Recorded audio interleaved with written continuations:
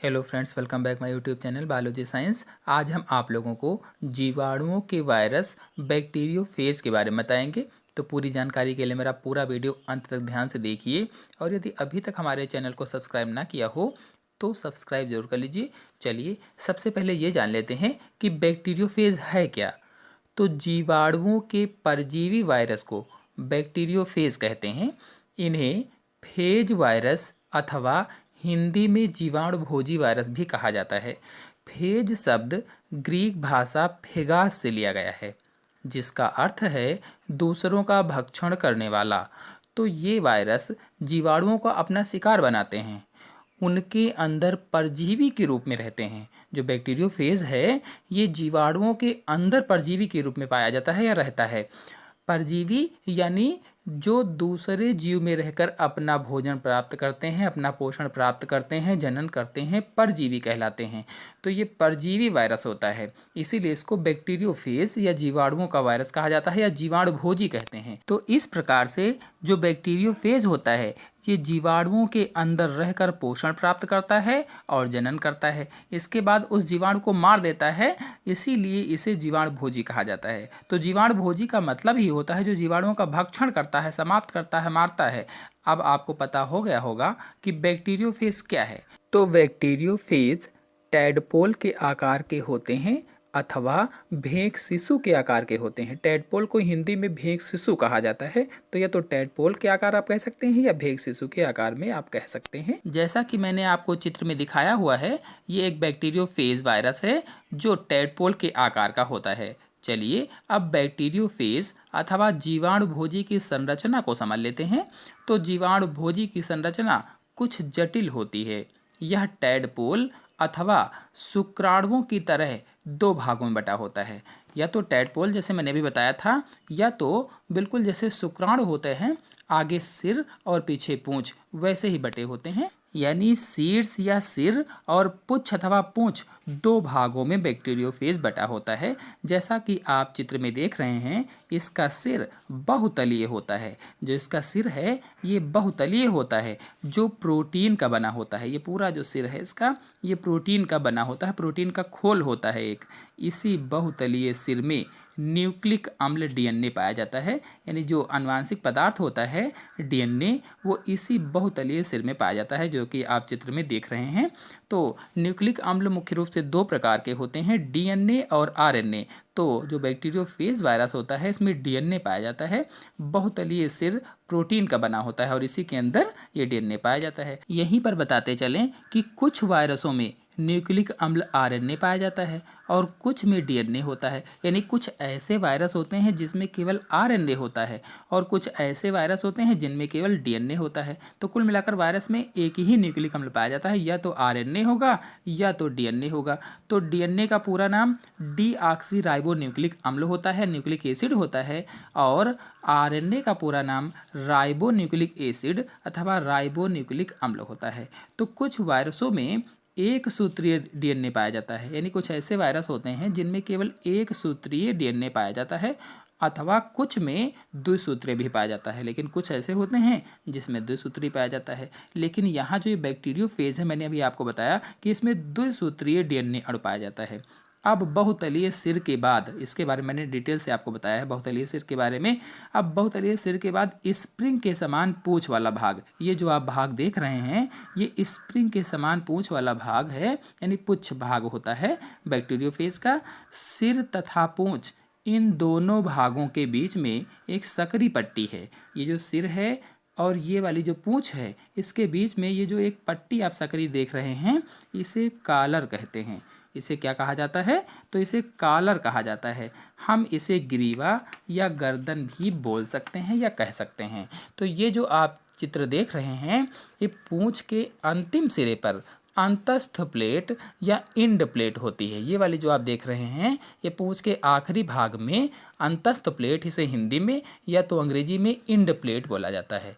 इसी प्लेट से हुक के समान 6 लंबे पुच्छ तंतु या टेल फाइबर्स या फिलामेंट पाए जाते हैं।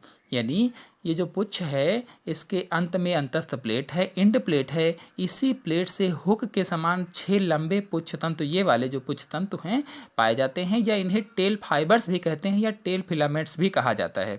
और इसी से 6 छोटे छोटे खूंटी के समान प्रवर्ध भी इसी में देखिए ये वाले निकले हुए हैं। इन्हें स्पाइक भी आप कह सकते हैं या प्रवर्ध कह सकते हैं। तो कुल मिलाकर बैक्टीरियोफेज की संरचना में ये वाला बहुतलीय सिर होता है जो प्रोटीन का बना होता है, और इसी के अंदर आनुवांशिक पदार्थ डीएनए पाया जाता है। इस बहुतलीय सिर के बाद ये पतली पट्टी कॉलर कहलाती है। इसके बाद में ये पूंछ वाला भाग होता है, मतलब सिर और पूंछ के बीच में यही कॉलर वाली पट्टी होती है। पूंछ देखिए स्प्रिंग जैसी कुंडलित है, जो इसकी पूंछ है ये स्प्रिंग जैसी कुंडलित होती है, और ये पूंछ के आधार पर एक प्लेट है जिसे इंड प्लेट या अंतस्थ प्लेट कहते हैं या पुच्छ प्लेट भी कहा जाता है। इसी प्लेट से जुड़े 6 पुच्छ तंतु सूत्र निकले रहते हैं, और फिर इन्हीं सूत्रों से 6 छोटे छोटे कीलनुमा प्रवर्ध निकले रहते हैं, या प्रवर्ध को आप अंग्रेजी में स्पाइक भी कह सकते हैं। चलिए अब जीवाणु भोजी का जीवन चक्र समझ लेते हैं, अर्थात लाइफ साइकिल ऑफ बैक्टीरियोफेज जान लेते हैं। तो जीवाणु भोजी अनुकूल परिस्थितियों में जनन करते हैं, अर्थात अनुकूल परिस्थितियां पाते ही जनन करते हैं, और जनन के लिए बैक्टीरियोफेज अपनी पूंछ के सिरे को जीवाणु से चिपकाता है। जो इसका पूंछ का सिरा होता है उसके जीवाणु के सिरे से चिपका देता है।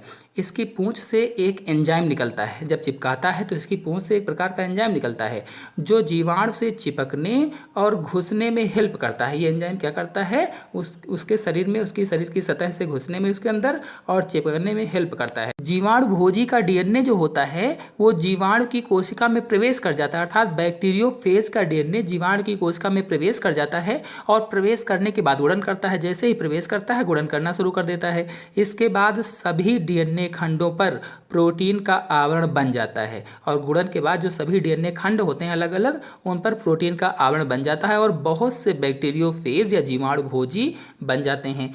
तब जीवाणु कोशिका फट जाती है। जब उसके अंदर बहुत सारे बैक्टीरियोफेज बन जाते हैं अथवा जीवाणु भोजी बन जाते हैं तो जो जीवाणु की कोशिका होती है वो फट जाती है। इस प्रकार से सभी बैक्टीरियोफेज बाहर निकल आते हैं, और नए बने जीवाणु भोजी अब नए जीवाणुओं पर आक्रमण करते हैं। जो नए जीवाणु भोजी बन जाते हैं, बैक्टीरियोफेज बन जाते हैं, वे सभी नए जीवाणुओं पर आक्रमण करते हैं। बता दें कि जीवाणु भोजी के जीवन चक्र को संक्रमण चक्र भी कहा जाता है। जो इसका जीवन चक्र होता है बैक्टीरियोफेज का, इसे संक्रमण चक्र भी कहते हैं।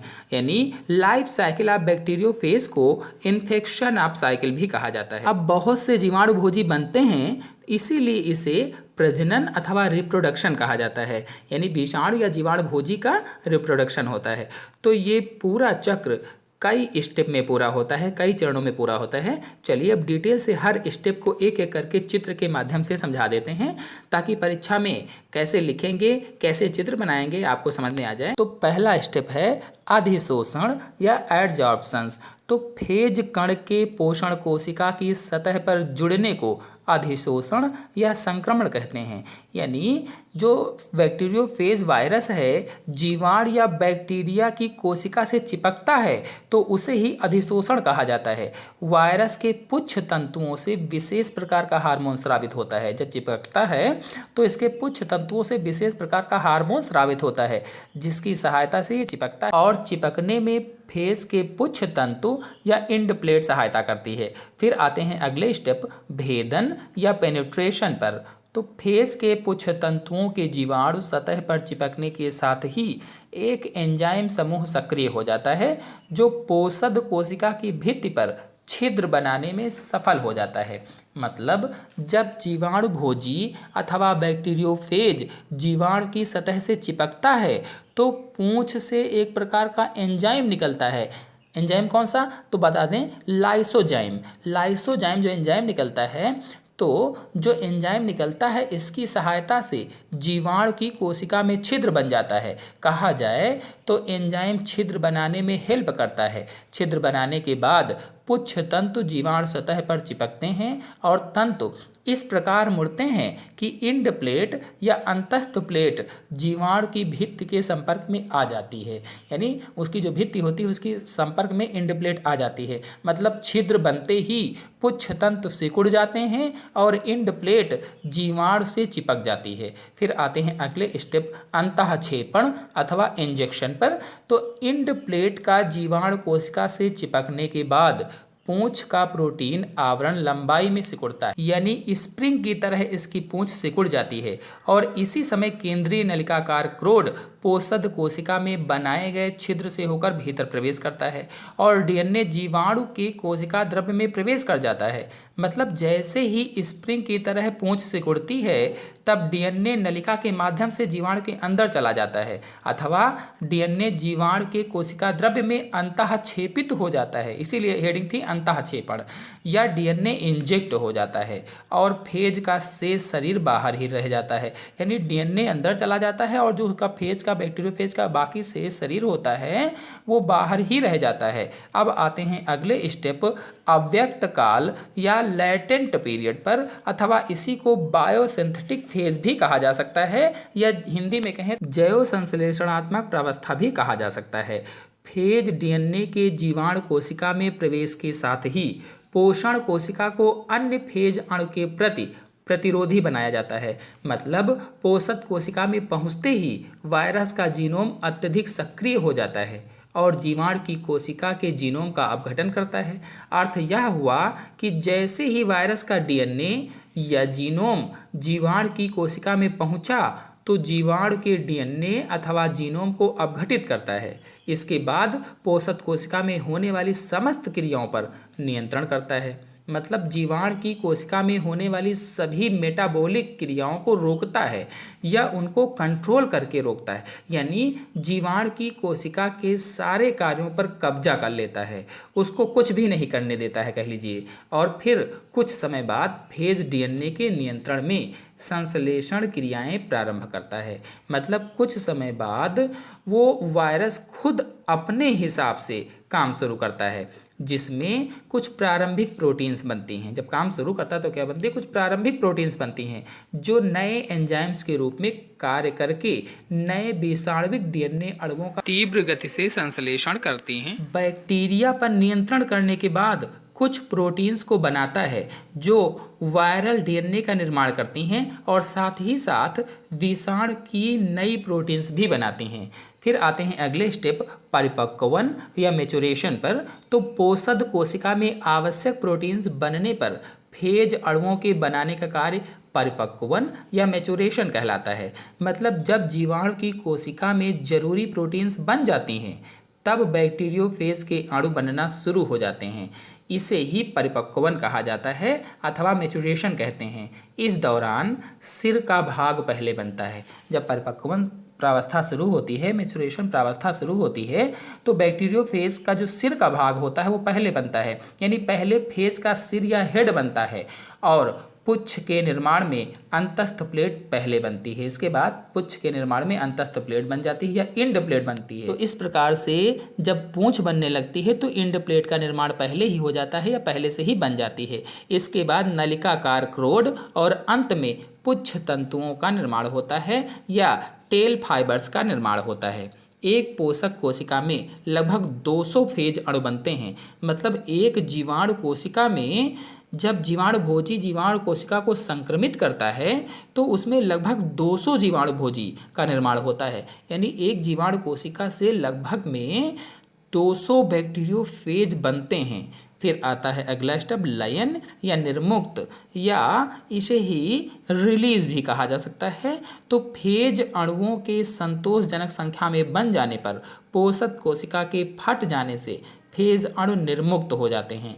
मतलब जब जीवाणु भोजी पूर्ण रूप से बन जाते हैं तो जीवाणु कोशिका फट जाती है और बैक्टीरियोफेज बाहर निकल आते हैं। यानी जैसे ही मैच्योर हो जाते हैं तो निर्मुक्त होना होता है, तो जीवाणु कोशिका जाती है फट और जीवाणु कोशिका फटने पर जितने भी बैक्टीरियोफेज बने होते हैं वह सब बाहर निकल आते हैं और नई जीवाणु कोशिका को संक्रमित करने के लिए तैयार हो जाते हैं या नई जीवाणु कोशिका को संक्रमित करने लगते हैं। इस प्रकार से बैक्टीरियोफेज की लाइफ साइकिल चलती रहती है। चलिए अब आपको बताते हैं कि बैक्टीरियोफेज की जो लाइफ साइकिल होती है इसे लिटिक साइकिल क्यों कहते हैं या संलयनी चक्र क्यों कहा जाता है। तो सामान्यतः पोषद कोशिकाओं में विरियॉन्स की काफ़ी प्रतिलिपियां बनती हैं। बैक्टीरियोफेज वायरसों के विरियॉन्स पोषक कोशिका के अपघटन या लयन के कारण विमुक्त होते हैं। अतः इन वायरसों के पोषक कोशिकीय चक्र को संलयनी चक्र अथवा लिटिक साइकिल कहा जाता है। आपको यहाँ पर बताते चलें कि विरियॉन्स क्या हैं। तो विषाणु का एक स्वतंत्र कण विरियान कहलाता है, यानी जो वायरस का एक स्वतंत्र कण होता है उसे विरियान कहा जाता है। तो यहाँ पर कहा गया है कि सामान्यतः पोषक कोशिकाओं में वायरस की काफ़ी प्रतिलिपियां बन जाती हैं। जो विरियांस होते हैं, वायरस के कण जो होते हैं, उनकी काफ़ी प्रतिलिपियां बन जाती हैं, मतलब विरियांस की काफ़ी प्रतिलिपियां बन जाती हैं। और विरियांस यानी विषाणु का एक स्वतंत्र कण, यानी विषाणु के एक स्वतंत्र कण की काफ़ी प्रतिलिपियां, कई सारे कण बन जाते हैं। तो बैक्टीरियोफेज वायरसों के जो विरियांस होते हैं, जो कण होते हैं, पोषक कोशिका के अपघटन या लयन के कारण विमुक्त होते हैं। मतलब जो जीवाणु था उसकी कोशिका फटी या अपघटन हुआ उसका, तब ये जितने भी कण थे सब बाहर निकलते हैं, विमुक्त होते हैं। इसीलिए वायरसों के पोषक कोशिकीय चक्र को लिटिक साइकिल कहा जाता है, अथवा इसीलिए वायरसों के पोषक कोशिकीय चक्र को संलयनी चक्र भी कहा जाता है। तो अब आपको समझ में आ गया होगा कि इसे लिटिक साइकिल क्यों कहा जाता है, या हिंदी में कहें तो इसे संलयनी चक्र क्यों कहा जाता है।